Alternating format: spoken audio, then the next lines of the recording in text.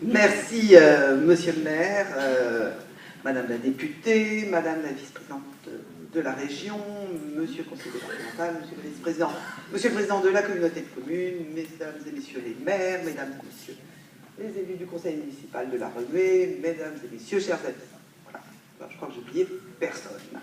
Bien, écoutez, deux petites choses. Effectivement, je suis très contente d'être à la Renuée cet après-midi dans cette traditionnelle cérémonie des vœux. Et je pense que en cette nouvelle année, après une année 2015, comme vous l'avez justement rappelé, tragique, où par 2 fois la France a été atteinte, il est d'autant plus important de se retrouver ensemble dans les communes pour fêter la nouvelle année, souhaiter effectivement une nouvelle année beaucoup plus paisible et beaucoup plus calme que l'année 2015, mais surtout ensemble porter ce qui fait notre socle républicain, ce qui fait notre force de notre cohésion française, de notre cohésion nationale, à savoir les valeurs républicaines qui nous sont chères, auxquelles nous sommes attachés. Et quand dans les communes, nous nous retrouvons ensemble pour fêter les vœux, c'est aussi pour fêter cette cohésion nationale, cet art de vivre à la française que nous retrouvons dans chacune des communes dans laquelle nous venons.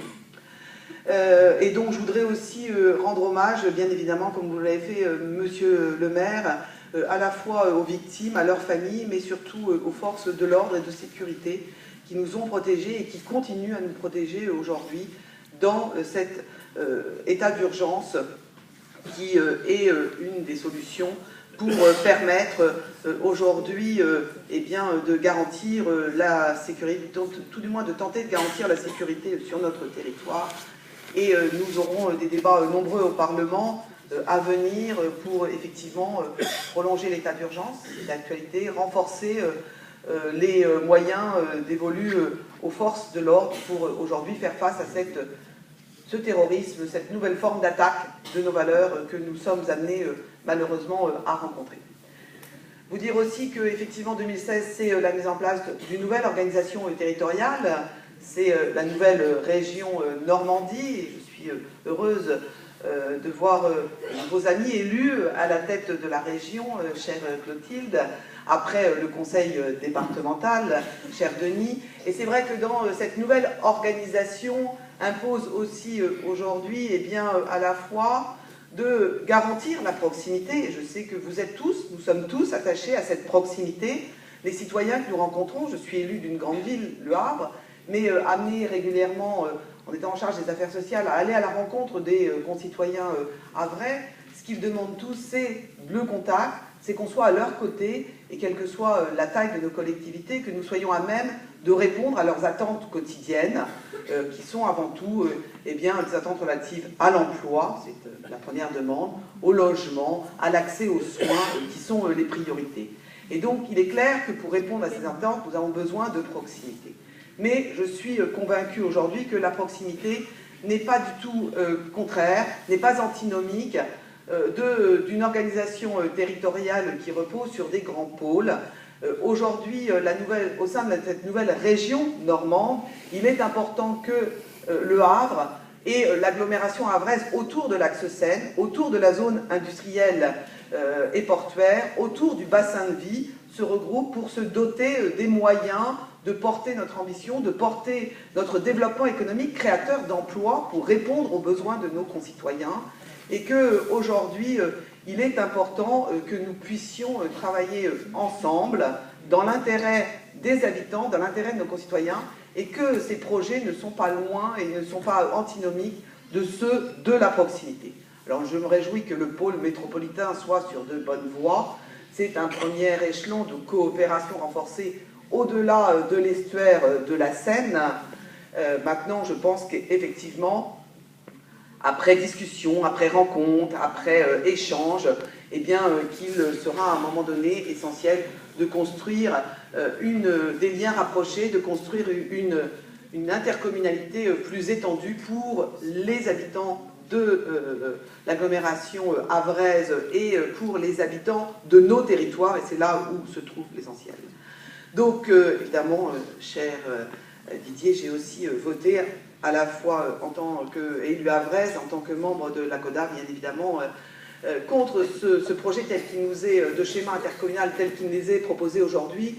Mais je pense que c'est surtout parce qu'il convient, là aussi encore, d'échanger et de mieux peut-être se connaître les uns et les autres pour arriver à ce projet qui véritablement n'est pas fait contre les intérêts des uns et des autres, mais pour nos habitants, pour permettre aux uns et aux autres de bénéficier d'une synergie, d'une dynamique de nos territoires. Alors en cette nouvelle année 2016, je voudrais surtout souhaiter mes vœux les plus chaleureux de santé, parce que c'est quand même la base pour nous tous, mais surtout de bonheur à vous tous, de bonheur partagé avec tous ceux qui vous sont chers. Républicain, républicain, républicain, républicain. Madame Estelle Grelier, Madame le député. Bien, 6e discours, je vais donc être brève, monsieur le maire, et c'est parfois le drame des députés que de parler à la fin. Je voudrais simplement vous saluer tous, saluer les nombreux élus, mais je crois qu'on les a tous reconnus, saluer les forces de secours et les forces de l'ordre, parce que ça a été rappelé, je n'y reviendrai pas, qu'elles sont particulièrement sollicitées dans ces périodes d'état d'urgence, saluer les représentants également des associations, de tous ceux qui font de la Remuée un village, une commune dans laquelle il fait bon vivre, et aussi mon salut au monde enseignant, puisque j'accorde une importance particulière sur ce sujet. Je reviendrai sur les 3 thèmes que tu as abordés. Le premier, c'est le rêve commun avec Denis Merville. Peu de gens, cher Olivier, m'ont rêvé en commun, j'imagine, avec Denis Merville. Tu as eu le mérite de ne pas dire comment j'étais habillée, si tant est que je l'étais dans ton rêve, ce que j'espère encore. J'ai compris que je l'avais perdu. Bon. Je voulais simplement rappeler que l'État, et tu le sais, finance aussi l'enseignement, et de manière importante, finance les postes de gendarmes et de policiers, finance les hôpitaux. Donc en matière de financement, nous pouvons toujours regarder cela de près. Ça ne se joue pas simplement, j'imagine, sur un seul projet. Et puis, je souhaite aussi que l'affection que je te porte, et que j'espère tu me rends, ne se mesure pas simplement à l'argent que je donne à la commune de la Remuée, même si, voilà. Et puis, je précise aussi que jusqu'alors, M. Gélard, qui était sénateur, avant Mme Canaillet, était plutôt privilégié dans l'attribution des réserves parlementaires, et qu'on ne peut pas doubler une réserve parlementaire de députés avec une réserve parlementaire de sénateurs. Donc s'il y a une demande qui vient de la Remuée, je la regarderai naturellement avec beaucoup d'amitié, de tendresse, et pour tenter de gagner ce fameux concours si je suis de nouveau invitée l'année prochaine. Je pense que Denis Merville, en effet, me battrait dans la montée de tous les cols de France. En revanche, nous avons une particularité commune. Ne vous imaginez pas que nous avons une vraie histoire avec Denis Merville, parce que je sais comment les rumeurs courent, notamment s'agissant des élus féminines. Simplement pour vous dire que nous avons l'un et l'autre joué au basket. Alors moi, peut-être un peu moins longtemps que vous, j'ai fait beaucoup de basket jusqu'à l'université. Je vous propose un petit concours au lancer franc, vous voyez, ou aux 3 points, si vous voulez. Et là, j'ai peut-être certainement plus de chances d'y arriver, sous le contrôle bienveillant, j'imagine, d'Olivier, qui, puisqu'il est très grand, récupérera les ballons dans de bonnes conditions. Ça, c'était le premier sujet. Le deuxième sujet, c'est, et ça a été dit, le schéma du préfet. Moi, je veux ici défendre le préfet. Et il se trouve que, pour le coup, ça va dans le sens de la commune de la Remuée. Les parlementaires se sont beaucoup investis, et j'en fais partie, sur la fameuse loi qu'on appelle la loi NOTRe, donc Nouvelle Organisation Territoriale de la République.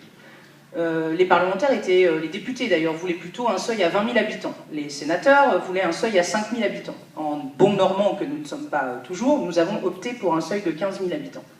Donc moi, j'ai toujours du mal à considérer ceux qui, aujourd'hui, nous donnent des grandes leçons pour réunir des territoires, quand il a fallu appuyer sur le bouton pour voter pour les 20 000 habitants, ceux-là même n'y étaient pas présents. Si le seuil retenu avait été de 20 000 habitants, Monsieur le Président n'aurait pas eu à se poser la question. Le préfet n'aurait pas considéré l'avis des élus. Il aurait, d'entrée de jeu, fait fusionner la communauté de communes coestuaires avec une autre. Puisque c'est 15 000 habitants qui a été retenu, eh ben, le préfet il se base sur l'avis des élus. Et on ne peut pas dire d'un côté, on veut respecter la position des élus, et de l'autre, ne pas respecter la position qui a été prise par le conseil communautaire. Fermez le banc sur la question du CDCI, s'agissant de ce que j'avais à en dire. Et dernier point, l'éducation nationale, parce que ce point m'a beaucoup énervé.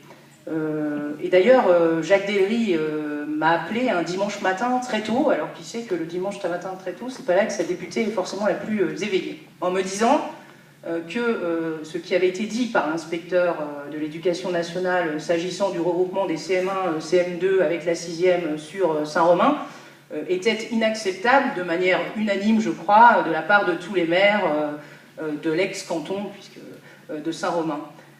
Moi, j'ai donc fait passer les articles de presse parce qu'un certain nombre d'entre vous, vous êtes émus lors de vos vœux. Je les ai fait passer à la ministre qui m'a dit ne pas avoir donné de consignes en ce sens. J'ai appelé le directeur de cabinet du recteur qui m'a indiqué qu'il n'y avait pas de consigne du rectorat sur le sujet. J'ai donc appelé monsieur l'inspecteur de l'éducation nationale lui-même, qui m'a expliqué qu'il s'agissait d'une option qui vous avait été présentée comme telle, et que si majoritairement les élus y étaient hostiles, alors il s'engageait à ne pas mettre en place cette option.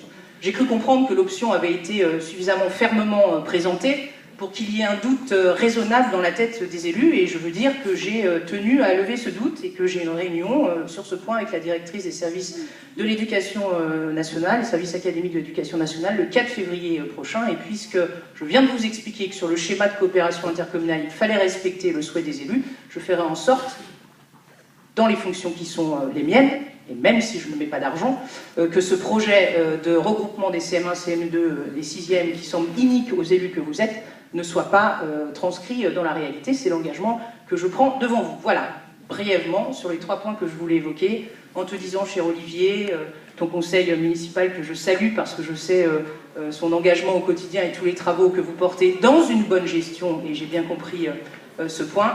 Vous souhaitez à tous des vœux de santé, de bonheur, plein de joie à partager au sein de vos proches et dans vos familles, en espérant, cher Olivier, faire partie d'un rêve peut-être un peu différent l'année prochaine, quand je reviendrai ici. Merci beaucoup.